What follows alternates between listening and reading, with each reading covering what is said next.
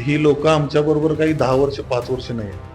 त्या लोकांची आणि आमची सूर्यवंशी कुटुंबाची नाळ गेली 35-40 वर्ष झालं जुळलेली. मी विरोधकांवर बोलणारा माणूस नाही. जे विरोधक असतात ते 15 तारखेपर्यंत असतात. निकाल लागला की त्या दिवशीपासून ते परत माझे मित्र असतात सगळेजण. लोकांचा प्रतिसाद अतिशय उत्तम आणि उत्स्फूर्त आहे आणि राहिलेली कामं सुद्धा लोक त्याच ताकदीनं त्याच हक्कानं, म्हणजे भांडून म्हणत नाही मी, हक्कानं हे आम्हालाच सांगतात की धीरज बाबा आमच्या गलीत हे काम राहिले, ही कामं झाल्यात आणि ही कामं राहिल्यात, ती तूच पूर्ण करू शकतोस आणि तूच करायला पाहिजे. दर्शक नमस्कार, केके न्यूज मध्ये आपलं स्वागत आहे. सांगली मिरज कुपवाड शहर महानगरपालिकेच्या निवडणुकीची सर्वत्र धामधूम सुरू आहे. प्रचार शिगेला पोहोचलेला आहे. उमेदवारांची धावपळ सुरू आहे. उमेदवार अगदी पायाला भिंगरी बांधून प्रचार करत आहेत. शेवटचे 2-4 दिवस शिल्लक आहेत आणि या महापालिका निवडणुकीच्या अनुषंगानं मी आज या सांगली कुपवाड मिरज महानगरपालिकेच्या प्रभाग क्रमांक 12 मधील जे महायुतीचे उमेदवार आहेत, पहिलवान धीरज पवार यांच्याशी संवाद साधणार आहे. ते या निवडणुकीत महायुतीमधून ही निवडणूक लढवत आहेत आणि मग ही निवडणूक लढवण्यामागचा त्यांचा उद्देश, त्याचबरोबर त्यांचं असलेले विजन, त्यांनी केलेली विकास कामं या संदर्भात आपण त्यांच्याशी चर्चा करणार आहोत. धीरज सूर्यवंशी यांच्याबद्दल जर सांगायचं झालं तर त्यांनी यापूर्वीही महापालिकेचं प्रतिनिधित्व केलेलं आहे. ते स्थायी समितीचे सभापती राहिलेले आहेत. त्याचबरोबर माजी उपमहापौर म्हणून त्यांची कारकीर्द आहे आणि या अनुषंगानं मी नगरसेवका भागामध्ये आपण त्यांच्याशी संवाद साधूया. तर नमस्कार, केके न्यूज मध्ये आपलं स्वागत आहे. सर्वप्रथम आपली ओळख सांगावी. मी धीरज चंद्रकांत सूर्यवंशी आणि प्रभाग 12 मधून 2 वेळा मी निवडणूक लढवलेली आहे. दोन्ही वेळा मी भरघोस मतांनी निवडून आलेलो आहे आणि एकदा पहिल्यांदा उभारलो त्यावेळी भारतीय अपक्ष निवडून आलतो आणि मागच्या वेळी मी भारतीय जनता पार्टीचे 4चं पॅनेल आम्ही निवडून आलेलो होतो आणि निवडून आल्यावर पक्षाने लगेचच मला उपमहापौर पदाची संधी दिली आणि जनतेची सेवा करण्याची संधी दिली. त्यानंतर शेवटच्या 1 वर्षामध्ये मला परत स्थायी समितीचा अध्यक्ष केलं आणि स्थायी समितीचा अध्यक्ष केल्यानंतर मी आमच्या प्रभाग 12 मध्ये असेल आणि सांगली शहरात असेल तर एक विकासासाठी एक मोठी कामं आम्ही आमच्या प्रभागात असू दे आणि सगळीकडे केलेले आहेत. आणि आम्हाला म्हणला तर माझी खरी ओळख म्हणला तर दिलीप सूर्यवंशी, अशोक सूर्यवंशी आणि धनंजय सूर्यवंशी यांच्या घरातील मी एक सामाजिक कार्य करत पुढे आलेला एक युवक आहे. त्यामुळे त्यांचा वारसा, त्यांचे चांगले विचार, त्यांचे चांगल्या गोरगरीब लोकांविषयीचे काम करण्याबद्दलचे विचार, हे सगळे विचार घेऊनच मी पुढे राजकारणात उतरलो. हा सूर्यवंशी परिवाराचा वारसा आपल्याला लाभलेला आहे, तुम्ही सांगितलं. आणि मग या निवडणुकीमध्ये आपण उतरलेला आहात. 2 टर्म आपण भोगलेले आहेत आणि मग ही 3री टर्म आहे. या निवडणुकीत उतरण्यामागचं तुमचं उद्देश काय आहे, काय सांगाल? आता पहिल्या निवडणुकीत मी अपक्ष निवडून आल्यामुळे थोडीफार विकास कामं माझ्या हातून झाली नव्हती. मला फंडाचा तिथं प्रॉब्लेम झाला महानगरपालिकेत आणि आमची सत्ता नव्हती. मागच्या 5 वर्षात मी पुन्हा एकदा जनतेसमोर गेलो. जनतेनं पुन्हा एकदा मला 4,500च्या लीडनं निवडून दिला आणि मी पुन्हा एकदा महापालिकेत सक्रिय झालो आणि तेव्हा आमची सत्ता आली. सत्ता आली, मी उपमहापौर झालो. बऱ्यापैकी कामं आम्ही करण्यात यशस्वी झालो. त्यात आपल्या महानगरपालिका क्षेत्रात सर्वात मोठा महापुराचा फटका बसतो तो माझ्या वार्डातच बसतो आणि महापूर सलग 3 वेळा ह्या वर्षात सुद्धा येऊन गेलेला आहे. त्यामुळे विकास कामं त्या भागातली केली की पुन्हा खराब होतात आणि स्थायी समितीचा अध्यक्ष असताना मला एक आवर्जून सांगायचं की आमच्या प्रभागातील, माझ्या वार्डातील, माझ्या ज्या वार्डाला मी कुटुंब समजतो त्या भागातील एक युवक कुठं भरकटला जाऊ नये, दारूच्या व्यसनाच्या आहारी जाऊ नये, कुठं मोबाईलमध्ये अडकून घरी बसू नये म्हणून मी एक डोक्यात पायलट प्रोजेक्ट घेतला आणि आमच्या पटेल चौकच्या क्रीडांगणावर मी एक अद्ययावत असं जिम करायचं असं माझ्या डोक्यात होतं. मग तिथं मला पक्षाने एवढी मोठी संधी दिली आणि एवढा फंड दिला. तिथं आज मला असं वाटतं की 5.5-6 कोटी रुपयाचं मी एक क्रीडा संकुल टाईप असं उभा केलंय. त्याचं काम आता एक 70% पूर्ण झाले.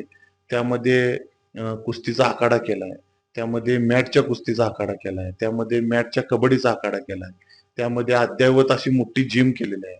महिलांना वेगळे केले, जेंट्सला वेगळे केले आणि आता त्याच्यावरती पालकमंत्र्यांकडनं आम्हाला 1 कोटी रुपये मिळाले. त्यात आम्ही बॅडमिंटन कोर्ट केल्यात 2 आणि ज्येष्ठ नागरिकांना, महिलांना योगा हॉल केलेला आहे. त्यात ट्रॅक केलेला आहे साईडनं फिरण्यासाठी रोज.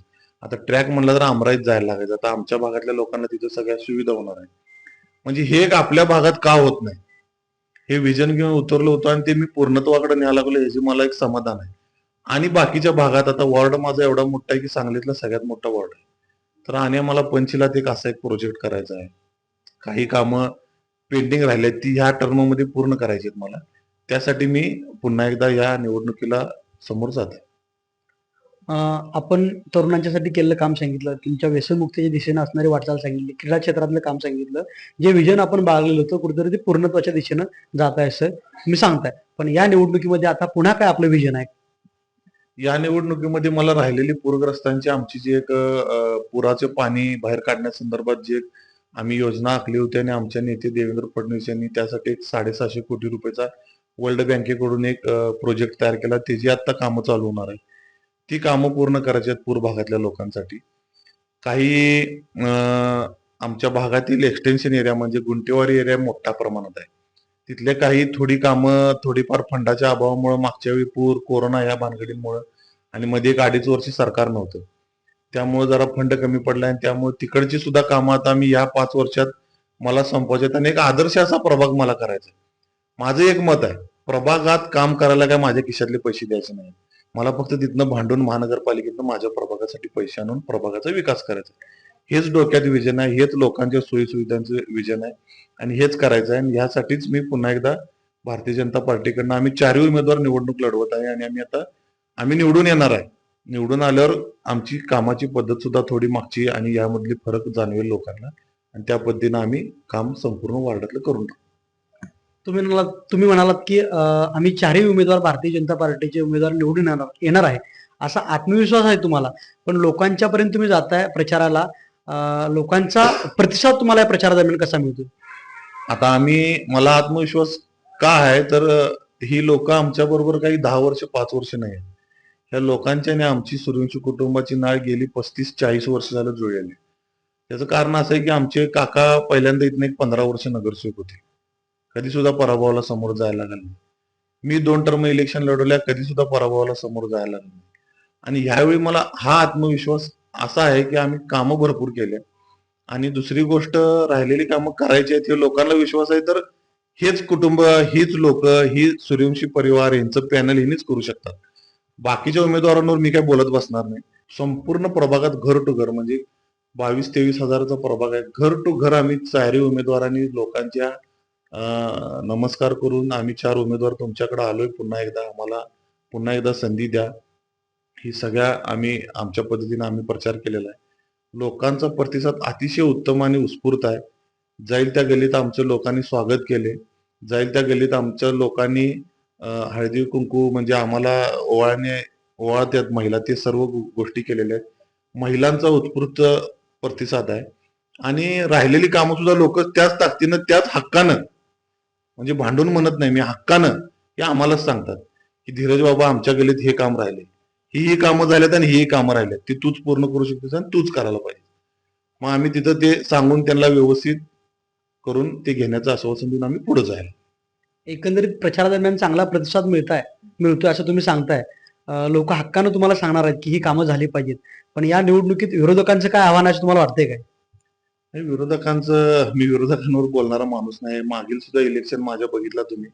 मी माझ्या विरोधात कोण उमेदवार उभारतोय किंवा आमच्या पॅनलच्या विरोधात कोण उभारतोय त्यांच्या विरोधात एक शब्द विरोधात काढत नाही आणि इलेक्शन झाल्यावर सुद्धा त्यांच्याबरोबर मी काही विरोध ठेवत नाही. जे विरोधक असतात ते 15 तारखेपर्यंत असतात. निकाल लागला की त्या दिवशीपासून ते परत माझे मित्र असतात सगळेजण आणि त्याने आता माझ्यावर काय टीका करतात त्याच्याकडे मी वेळ घालवत बसत नाही. मी लोकांपर्यंत कसं जाता येईल, लोकांच्या समस्या कशा सोडवता येईल, लोकांची कामं कशी होतील आणि आपल्याला एक लोकांचं समाजसेवा, लोकांची काम करण्याची आपल्याला एक आवड आहे म्हणून आपण यात उतरलो. विरोधकांच्या टीका ऐकण्यात आणि विरोधकांवर टीका करण्यात आपला ह्यात वेळ वाया न घालवणारा मी एक कार्यकर्ता. हे होते आपल्याबरोबर संवाद साधलेले प्रभाग क्रमांक 12 मधील महायुतीचे उमेदवार धीरज सूर्यवंशी यांनी सांगितलं की आजपर्यंत त्यांनी केलेली विकास कामं, सूर्यवंशी परिवाराशी लोकांशी असलेली नाळ या जोरावरती या निवडणुकीमध्ये पुन्हा एकदा विजय निश्चित असल्याचं त्यांनी आपल्याला सांगितलेलं आहे. कॅमेरामन राहुल सह मी कुणाल कांबळे, केके न्यूज, सांगली.